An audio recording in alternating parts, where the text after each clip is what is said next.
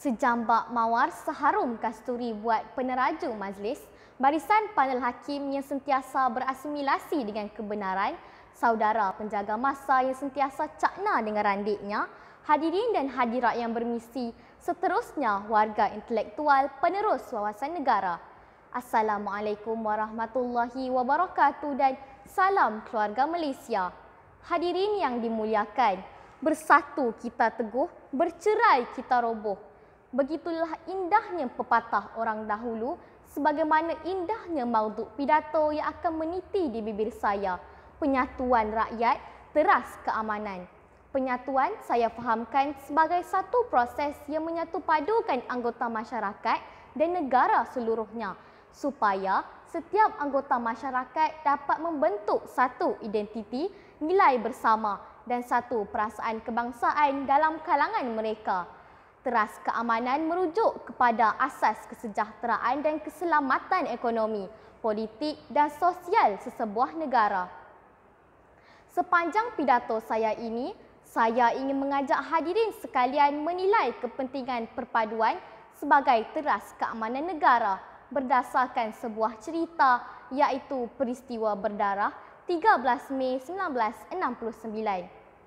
Hadirin yang dihormati, penjajahan British melalui dasar pecah dan perintah serta mementingkan kuasa dan ekonomi menyebabkan terjadinya jurang perbezaan dan pengenalan ekonomi berbentuk etnik antara kaum dan wilayah.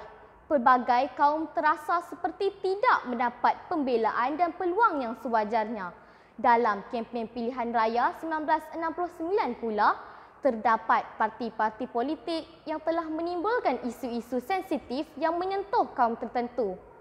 Kehilangan 2/3 majoriti parti perikatan dalam pilih raya umum tersebut diikuti kelantangan beberapa pemimpin parti pembangkang dan penyokong mereka yang menimbulkan rasa saling membenci dalam kalangan rakyat berbilang kaum.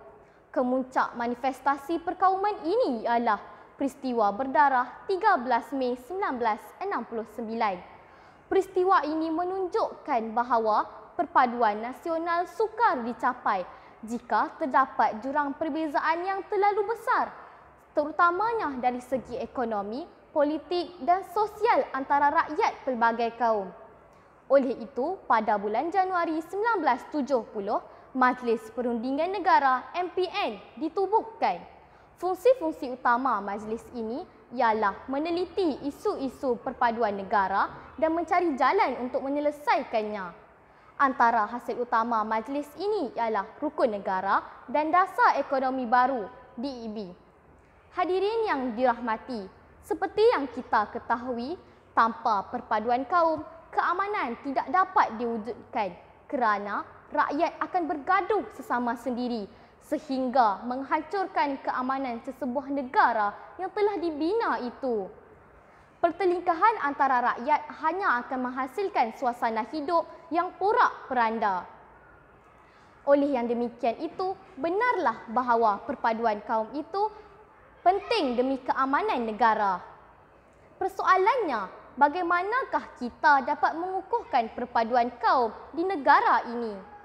Hadirin yang dikasihi, meninjau kepada penyata Razak dan laporan Rahman Talib telah memberikan penekanan kepada sistem pendidikan yang sama, bahasa Melayu sebagai bahasa pengantar dan kurikulum sekolah yang sama dan bercorak kebangsaan.